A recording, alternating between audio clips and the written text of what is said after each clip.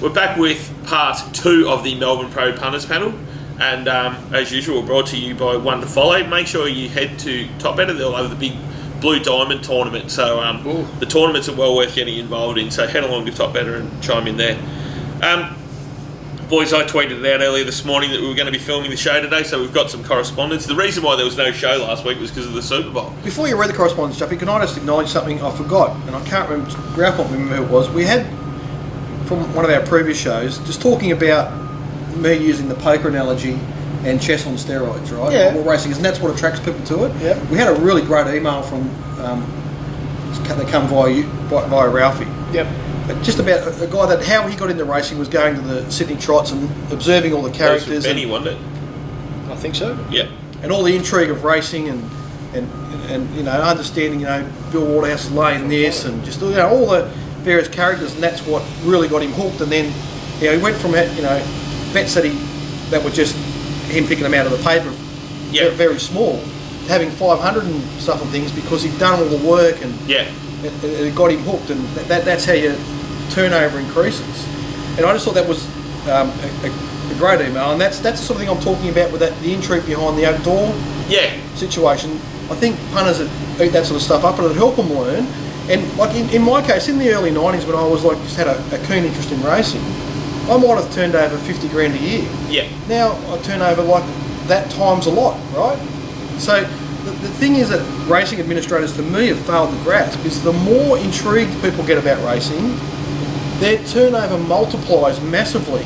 Based on it, because it gives them more confidence to bet. Now, once upon a time to get on, so when I was younger, like in the 80s and stuff like that, I'd go to the ring and I'd follow Don Scott everywhere he went. I'd be just watching him everywhere he went. There were other characters I'd watch, and I'd look at what Robbie was betting, what Dominic was betting, and all that. And that's what got me intrigued in the first place. And unfortunately, you can't go to the track to do that anymore. The characters just aren't there anymore. Well, except for me. Hang on a second. It all happens on the phones, really, right? And it's on the phones or on the. So I'm saying racing's lost that. Yeah. Racing's lost that insight into the intrigue of racing that got people hooked and helped them increase their turnover massively.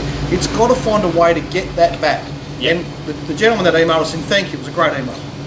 Can I put this to you though, Potts, and this is hashtag self-interest and all that, but when you know you were in Sydney, I'm in Melbourne, you were in Melbourne, growing up as a kid, and we got into that when the rings were decent size and there was big money floating about. And you said you followed Don Scott everywhere.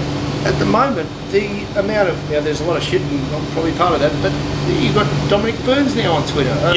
Daniel O'Sullivan's. There's so much good information out there, and this is good information that we're providing on YouTube. And I think punters actually, Australia-wide, have amazing access to free stuff now. And then if you choose to buy your set, my set, whatever set you do, but you get so much free information. And I think that's true, but the part that's missing, because I can still remember, I come to the Melbourne Cup for the first time in 1982, I can remember Don Scott having 5,000 on Veloso. Yeah. I can't even remember which race it was. I know the horse got beat, but I can still remember it happening. Do you know what I mean? Like 100%. So if we knew what bets Daniel O'Sullivan was having or what Dominic was doing, it'd be more... But where I'm going for it, all marries up, is that the coverage of this sport ignores the stuff that we got into when we were reading about Mark Reed's big plunges, or the Kevin Mitchell and who was the Ian Skinny Saunders stable, the Saunders and Mitchell stable, the Veet Chevelle that was a 66s in the 2s and won by that much on debut, and all those things. But how did that money get around? What got it going? What made people so confident? And now it's there on social media, but the mainstream media are talking a different language to what the majority of people are talking, which is good. I mean, it's creating opportunities for us. Yeah. They just refuse to believe that people on social media have any real opinion, whether it's valid. I wonder who they think they're talking to. They're talking to themselves. That's the point. Because the people I talk to, so maybe my view's coloured incorrectly. I don't know for sure, but every time one of those shows has a Dominic Byrne or a Sean Bartholomew or whatever, the interest seems to go through the roof. Yep. That's But we want now. You know, I've always said this, so I'm prefacing this. Anyone who uses someone else's outlet to run a personal agenda is as weak as piss. So I'm not doing that. I run my own agenda through my own outlet. But when we read about the ratings blokes gave Hartnell a chance to beat Wings. Isn't by extension, this is not personal, but this is just a fact, why wouldn't we read a follow-up from those said ratings blokes? Because, you know what, we all get them fucking wrong. It's no big deal. It's an opinion paper every week. Yeah. Why wouldn't we go to the ratings blokes who got Hartnell wrong and say, do you think you got it wrong in hindsight? Or why are you sticking to your guns? Or what's he rated now? Or Hey, that's a myth. That's a myth anyway. Like, that's fucking... Matt Stewart created that because a month before the Cox Plate, right? A month before the Cox Plate, a few people said Hartnell has rated in this particular race higher than Wings did on that same day because she was at Caulfield and he was at whatever it might have been, or the Turnbull compared to her Caulfield win in a 3-horse race, right? Yes. But the market told you on Cox Plate Day what the ratings people, because I might be one of them, and what Robbie or the others thought of the comparison between those horses on that day. He was out the gate, she was just relentlessly backed, and there you go. But doesn't that... all it does is show Matt Stewart's complete lack of understanding of the sort of work that people like one and Daniel O'Sullivan and whoever else do. I'm not being personal. What I'm saying is, why is the penny not dropping? Not with Matt. It could be anyone else who's in that field. Why don't they say, let's go to a group of ratings blokes and say, what did you think in September, or as you say on Turnbull Stakes Day? Did you at the time think it could beat Wings? What did you think you got it wrong? Did you think that Hartnell genuinely couldn't handle Mooney Valley? I think it's a crock of shit. I just think it was smashed by a better horse, but it's just an opinion. Get a bunch of opinions, get people talking about the wagering aspect of it, because that's actually where you do learn, because as you said with the Don Scotts of the world when you were younger and all that info's out there, and the generosity of blokes like Dominic on Twitter is fantastic, and we try and do our best on this forum or any other others. The insiders out there, but it's not there in the mainstream. So, speaking of people that are helping wagering. Yes. Friend of the show, first one to respond, Nick Meredith from up there in Queensland. Yes. Hello, Nick.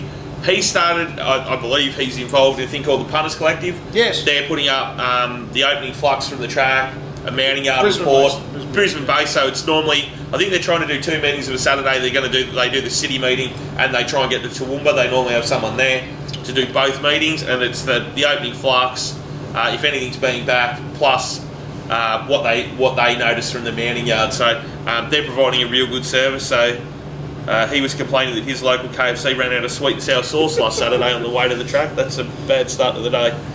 Adam Blanco, he chimed in. He said, just get Potts self-evaluating and let him go. It's genuinely great viewing. So thanks, Adam. We do enjoy having really smart people watching the show. It makes us feel, especially me, well, thanks, Adam. Can I just say that on Saturday, Adam, I found most of the winners, so I haven't got a bit of self-evaluation there to do on Super Cash. The race I got very wrong was race 1 because I didn't see Second Bullet first up at 1800 running a 3-length career best at all, and Hipparchus's run was mystifying to me, but Ralphie and I had a private conversation about it, and on my stuff I've got Second Bullet running at least 2 lengths better than he ever has, and Ralph was saying on the IVRs it's a couple of lengths below that. So he's on the IVRs, Vince's IVRs, he's got New Year's Day and also a day at Caulfield where they went mad up in front. So my question to you is, and as I said, I'm late to doing form as in when I started, I was about 40. The one problem I always had with ratings per se is that it's linked to other horses in the race as opposed to what they do in isolation.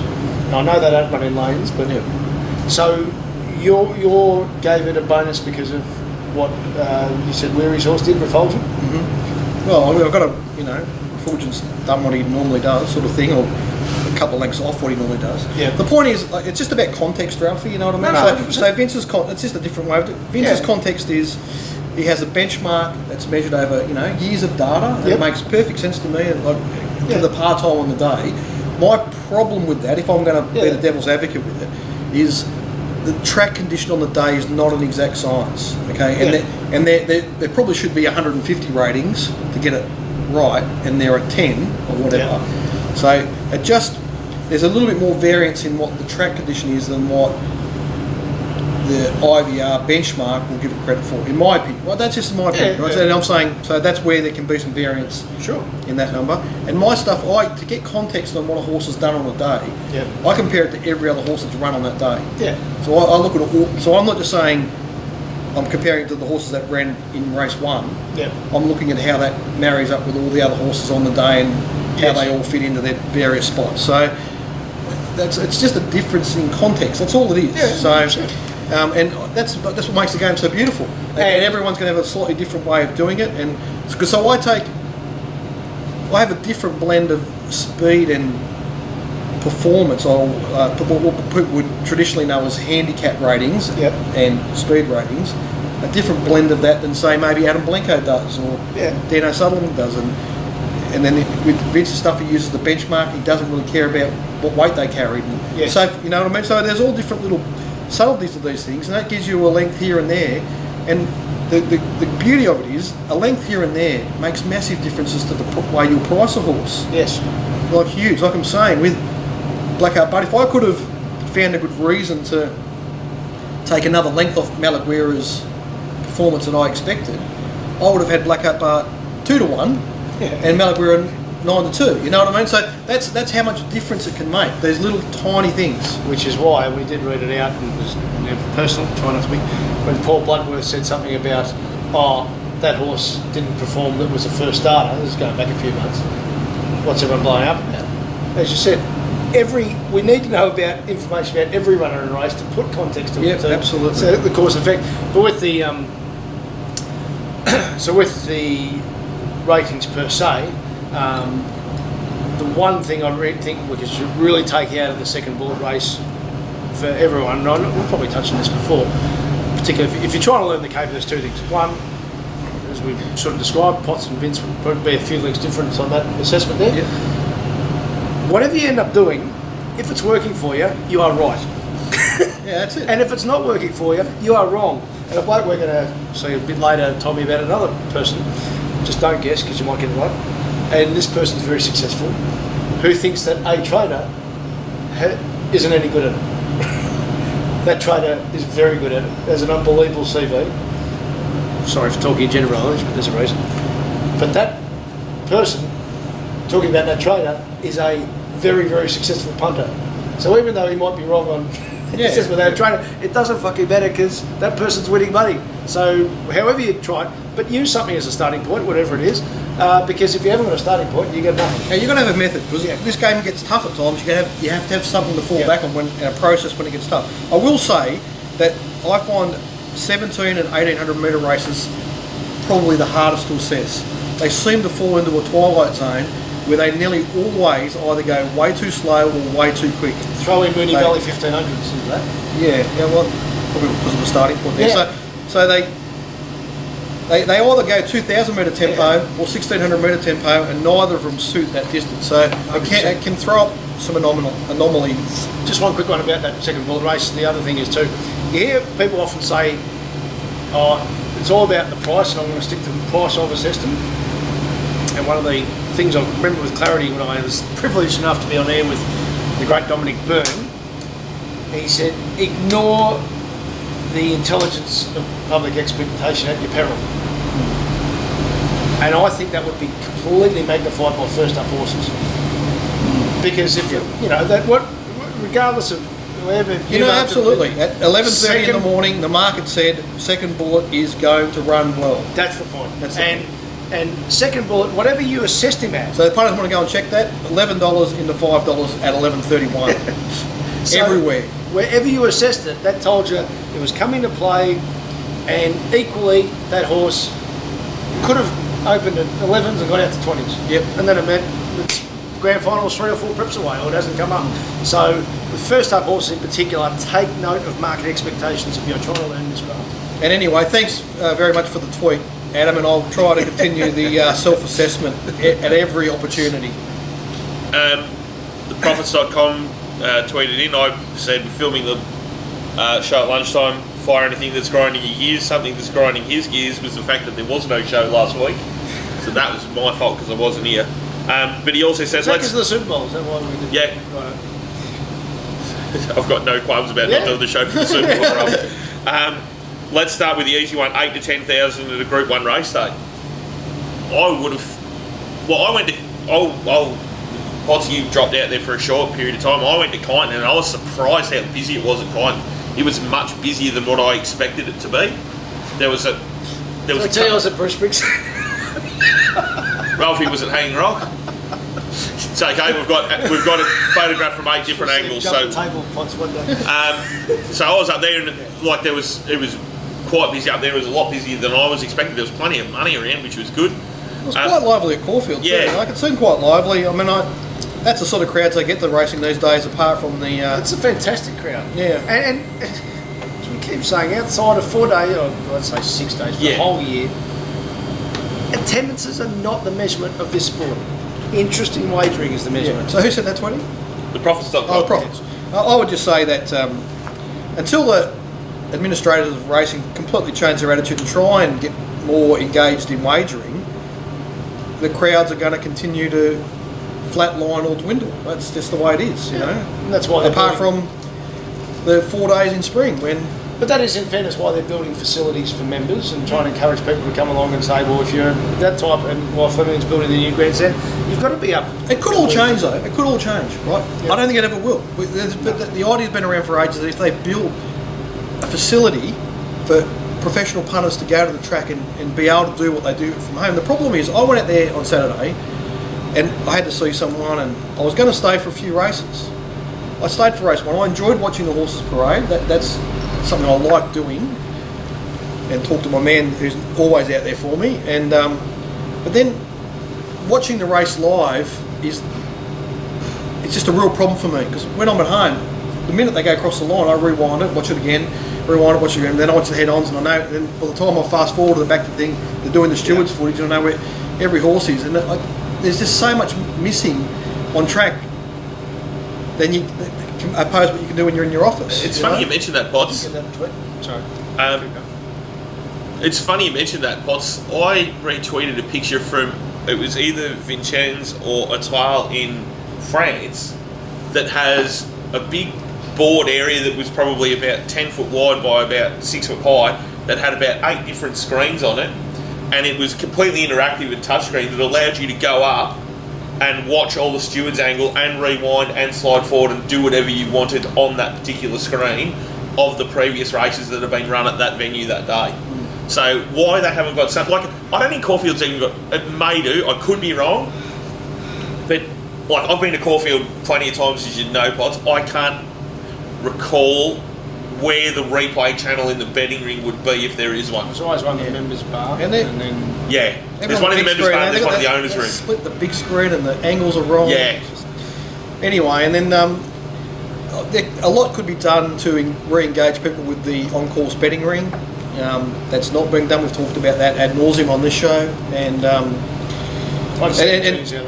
they have to. Those prices have to be displayed online where people can engage with them online. But it's not at least happening, see it, even if you don't bet remotely. Anyway, I'm saying these are all sort of pipe dreamy type things. Yeah. If they happen, things could change, but they're probably not going to happen. So that means crowds are going to continue to flatline, and this is what we're going to get. So Maingold Craig has tweeted to Ralph, should we put pacemakers into Vic Racing to ensure genuine speed? And as Ralphie says, fastest horse wins. I only wanted to read that out because there's Captain Kittinger went out fast. I haven't done that time yet. But there's an inquiry into a race the previous Friday night at Moonee Valley that Kate Mallion and Dean Holland went really fast in early. They got a big 10-length lead. What has got me beaten, and all I can think of is that stewards again jumped to the visual and not to the actual information. They went fast. They overdid it. They fucked up. It's racing. They were on a 16-to-1 shot and a 30-to-1 shot. I'm not sticking up for them, by the way. I'm just saying what the reality was. There was logic for both of them to go forward. One tested the other. They busted each other open on 2 horses that had no ability. Last Wednesday, though, they went much faster than that again in Playful Rosie's race. Now, I don't blame Bo Mertens on the leader, but 2 other horses completely diggerised him and got her over racing. How the fuck was there not questions into that race? Other people's tactics. They questioned Bo, who said, well, I wanted to lead and then got taken on and the horse took over for me. Why have we got such glaring inconsistencies when one race was clearly a favourite that got mucked up, where the other race was a bad visual? I'd take it in another direction, Ralphie. Yeah. I'm agreeing with what you're saying, but what really concerns me is that there's a focus on these races when someone goes too quick. There's no focus on the multitude of races, the plethora of races, where the whole field is going way too slow. Yep. And the only reason a horse wins it's because something's fucking got to. You know what I mean? Like it becomes a complete lottery. Yes. And all the horses sitting just in the field over racing and just giving themselves no chance. You just wonder why it happens so often. So it's I mean, the emails, the text, the tweet, or whatever it is a interesting point, but we just need to. I think it comes down to the education of jockeys and the problems, the ongoing problems that having horses over racing causes. Yeah. And it mostly happens in slowly run races. Yeah. And a lot of breathing problems and stuff stem from that. Letting horses run naturally is better for everyone. Yeah. I don't see a downside to it. I mean, there is a very small percentage of horses that have a change-up gear that get an advantage out of the sit and sprint. Yes. But they are in such a minority that it should happen. Well, look at Global Glamour. You know? Global Glamour is your case 1A. Flew yesterday. It's ridiculous how fast it went. And I hung on one. Yeah. Why? Because it's a good horse. And two, because it made its own luck. Yep. And that gave it every chance. Now, if it hadn't got beaten, the jockey overdid it. But as you say, there's this hysteria about a fast leader. Yet you win a lot more races on the right horse, or even on the wrong horse, overdoing it up front than you do. And the main point is that even if it had got beaten, like it actually probably, I didn't do a lot of any form for Sydney, so I just watched some of the races. So it seemed to me that she probably won against the pattern, particularly in the second half of the card. So that's a tick straight away. Yeah. But all the horses in that race will get great benefit out of it. Yeah. Okay, so they'll all run well at their next two starts. So in fact, there's the horses to follow is that race. So when you get a really slowly run race, like I'll give you an example. There was a race that Peacock won back in the spring. Yeah. That destroyed the campaigns of every horse that ran in that race. It completely fucked them. Yeah. And I just don't understand why we have that sort of situation so often when it didn't do a runner in that race any good, apart from Peacock fluking the win. Does that leads me to a little cheerio to the... I'm sure people will write in now because the winner of the Sandown Guineas come out of that race, I think, didn't it? Doesn't matter. Anyway. Yeah. Morton's fault. Yeah, it was certainly beaten in that race. But it had a fast race in the carbine. Yeah. Since. Going back on Tom Melbourne, this is where people say, oh, you're going to second guess the great Lee Freeman. No, not when it comes to training. But now the horse missed the start. As soon as I heard tactical change, as it was, I was very bullish on Burning Front. But they announced during the day they were going back on Tom Melbourne. Yeah. Thank you. Why would you go back on? But why would you go back on Tom Melbourne? Well, I can understand why they're doing it. Like they might rebuild him into something that he hasn't been, right? So give him a chance to. No, but I don't know. I'm saying the results of this project are not yet known. Yes. Okay. Yeah, that's fair. Right. Yeah. So he might win the Australian Cup. He might win a race in Sydney. He might win a Doncaster coming off the speed. I'm just. Who knows? I'm saying anything's possible. They're trying things.